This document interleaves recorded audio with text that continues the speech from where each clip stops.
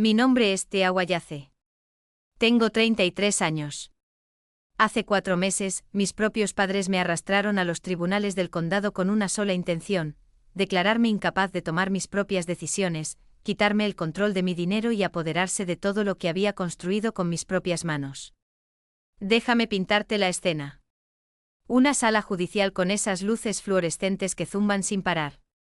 Mi padre sentado junto a un abogado que probablemente le costó una fortuna, la espalda rígida, la mandíbula apretada. La misma pose autoritaria que mantuvo durante 30 años en nuestra mesa familiar. Mi madre secándose lágrimas con un pañuelo de tela, actuando el papel de madre preocupada como si hubiera ensayado toda su vida para ese momento. Los abogados de mis padres mirándome con ese aire de superioridad, como si el veredicto ya estuviera escrito. Querían mis cuentas bancarias. Mi automóvil. Mi departamento. Me llamaron inmadura, incapaz, incompetente para manejar mi propia existencia. Lo que no sabían, lo que jamás imaginaron, era lo que realmente tenía bajo mi nombre.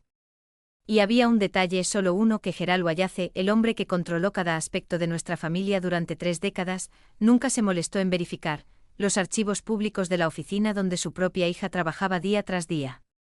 Antes de continuar con lo que sucedió después, si esta historia te llega al corazón, dale me gusta y suscríbete, pero solo si realmente lo sientes.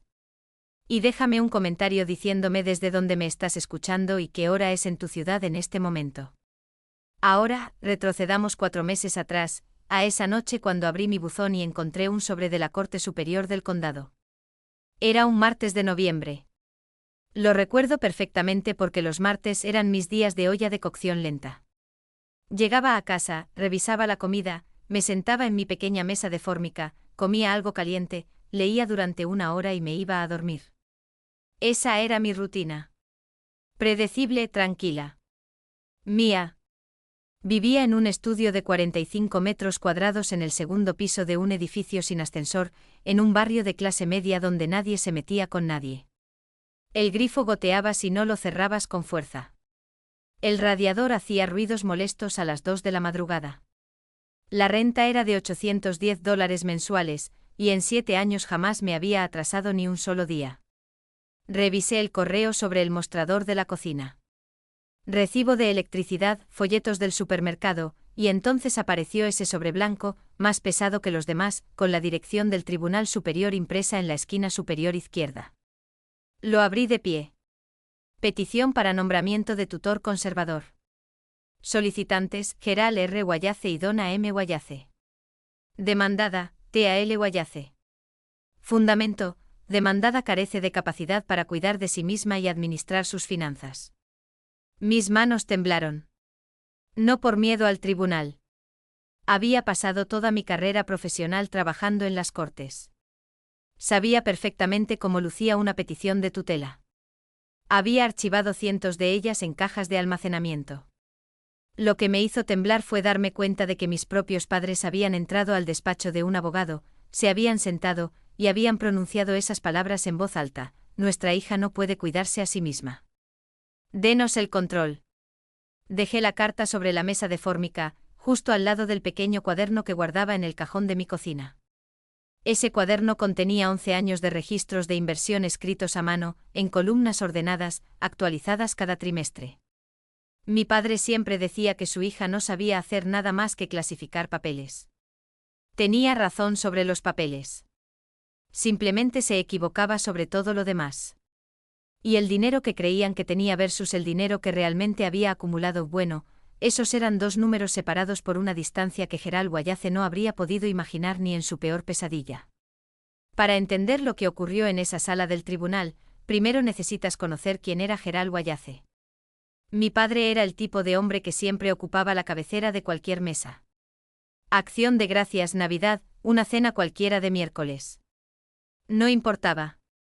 Siempre en la cabecera, a espalda erguida, voz lo suficientemente fuerte como para llenar cualquier habitación y no dejar espacio para nadie más. Si mi madre comenzaba una frase, él la terminaba. Si yo ofrecía una opinión, agitaba la mano como espantando una mosca. ¿Qué pueden saber las niñas de eso? Durante más de 20 años dirigió Guayace e Hijos Construcción, una empresa mediana con 15 empleados, subcontratos en proyectos comerciales por todo el condado. Estaba orgulloso de ello, de la manera en que algunos hombres se enorgullecen de las cosas de forma ruidosa, constante, desafiándote a cuestionarlo. Conducía un Lexus SUV plateado que brillaba en la entrada de nuestra casa de 4 habitaciones. Arrendado, no en propiedad, aunque nunca mencionaba ese detalle.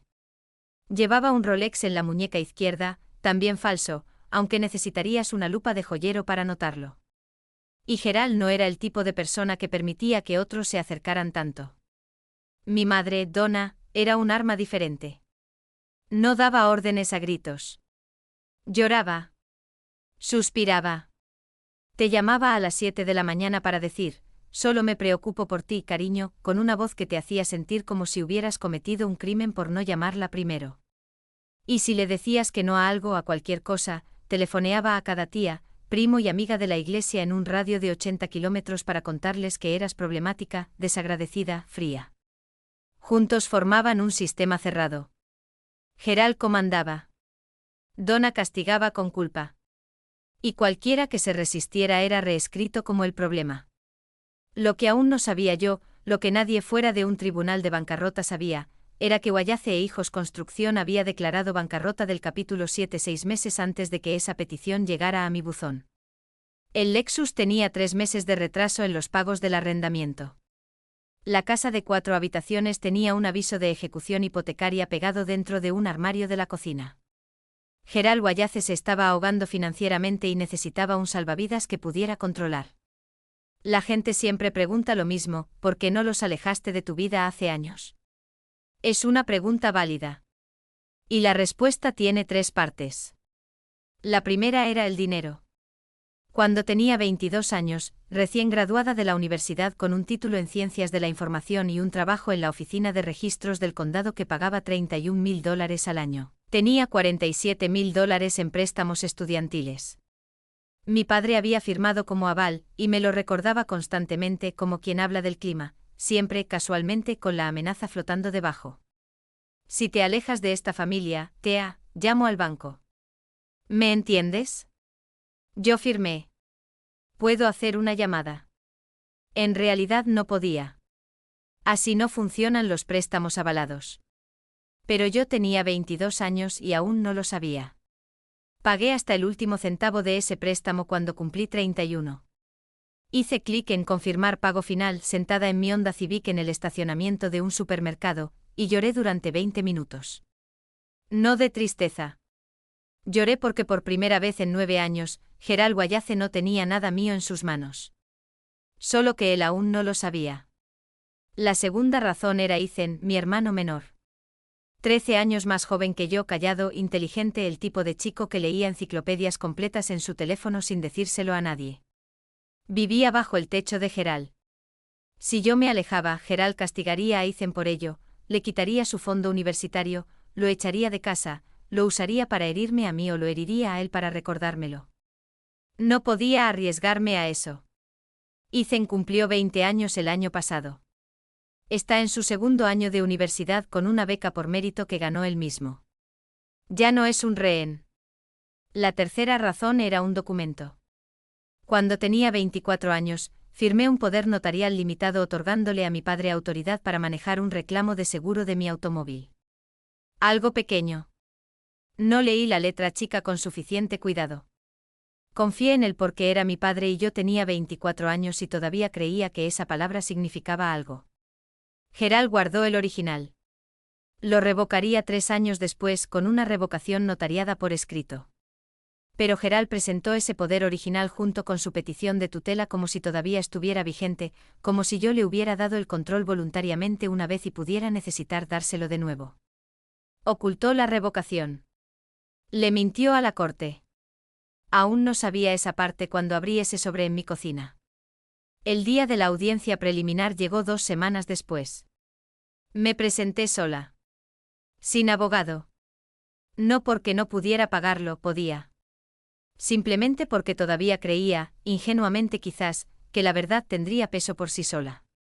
Gerald y Donna llegaron con un abogado llamado Christopher Lange, un hombre de traje gris carbón y maletín de cuero que cobraba $400 la hora.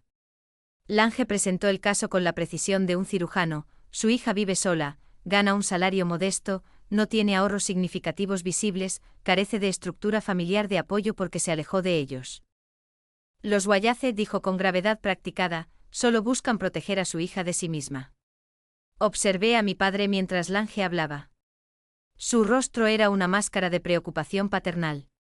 Mi madre lloraba silenciosamente, el pañuelo presionado contra sus labios. Actuación impecable.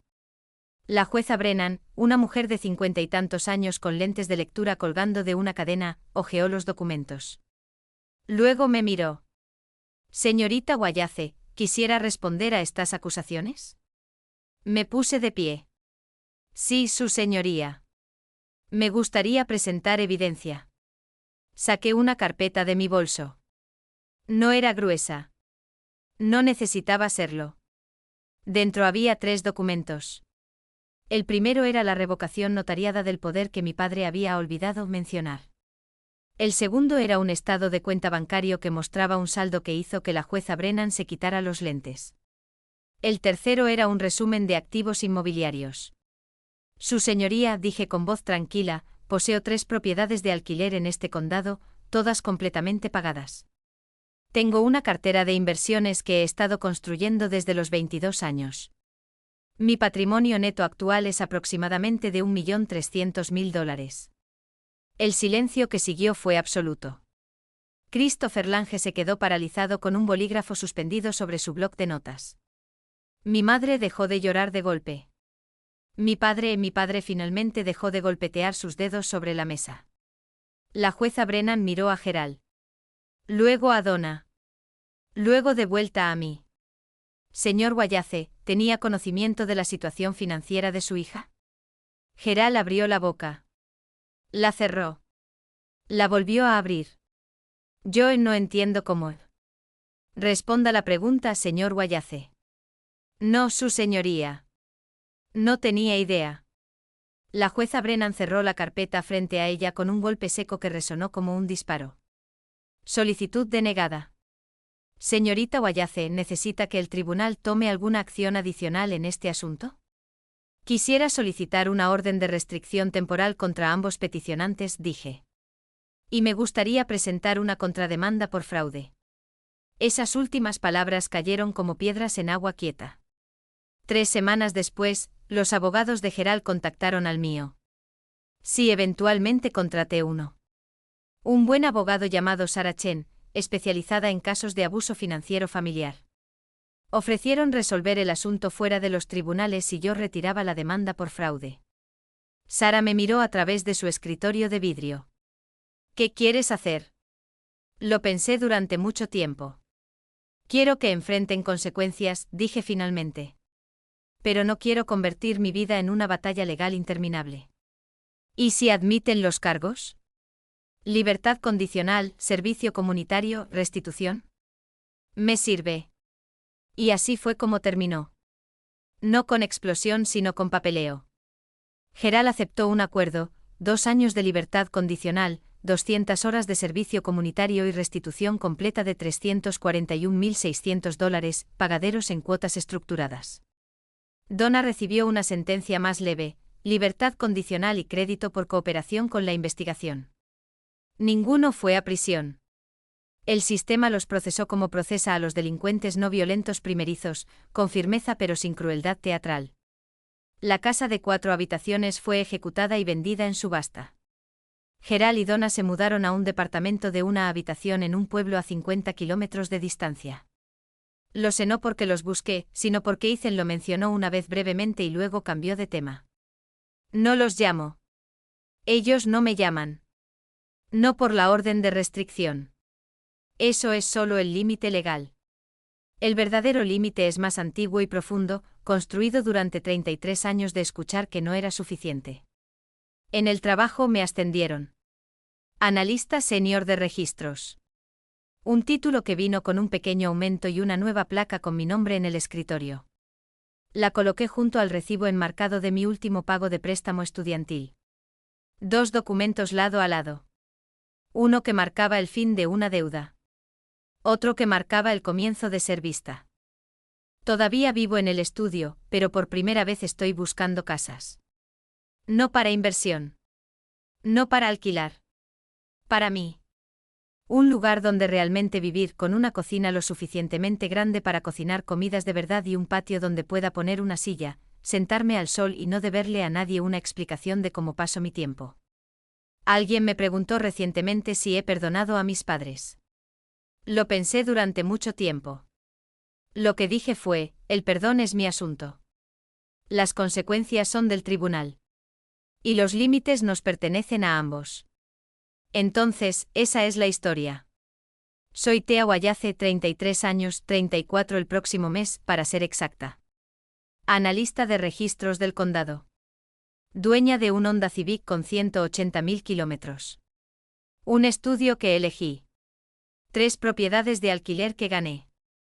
Y una cuenta de inversión que he estado alimentando desde los 22 años. Mi padre me llamaba a la niña que clasifica papeles. No estaba equivocado. Pasé 11 años clasificando papeles, escrituras de propiedad, certificados de gravamen, avisos de ejecución hipotecaria, registros financieros. Aprendí el lenguaje de la propiedad y la pérdida viéndolo pasar por mis manos 8 horas al día, 5 días a la semana. Y en algún momento del camino, los papeles me enseñaron algo que Gerald Wayace nunca pretendió, que la persona más silenciosa en la habitación puede construir lo más grande. No hice nada de esto para demostrar que él estaba equivocado. Esa es la parte que la gente confunde. Lo hice porque era mío. Cada dólar, cada hora de renovaciones de fin de semana, cada estado de cuenta trimestral. Mío. Construido en silencio, mantenido con disciplina y defendido en una sala de tribunal cuando las personas que deberían haber estado orgullosas de mí intentaron arrebatármelo. A veces pienso en esa audiencia. El sonido de la voz del alguacil leyendo números para el registro oficial. El momento en que las luces fluorescentes parecieron más brillantes de lo que habían estado en toda la mañana. La forma en que los dedos de Gerald finalmente dejaron de golpetear la mesa. No pienso en ello con satisfacción. Pienso en ello con una especie de claridad exhausta. La claridad que sientes cuando has cargado algo pesado durante mucho, mucho tiempo, y luego lo dejas en el suelo y te das cuenta de que tus manos están temblando. No porque seas débil, sino porque fuiste fuerte durante más tiempo del que creías posible. Clasifico papeles. Mantengo registros. Presto atención a la letra pequeña. Y construí mi vida bajo mis propios términos. Cada página de ella. Esa es mi historia. Gracias por quedarte hasta el final. Si esto tocó algo dentro de ti, adelante, dale me gusta, suscríbete y comparte. No por los números. Porque en algún lugar allá afuera, alguien está sentado solo en este momento preguntándose si es lo suficientemente fuerte para trazar la línea. Hazle saber que la respuesta es sí. Y si quieres escuchar más historias como esta, revisa la descripción abajo. Hay otra esperándote.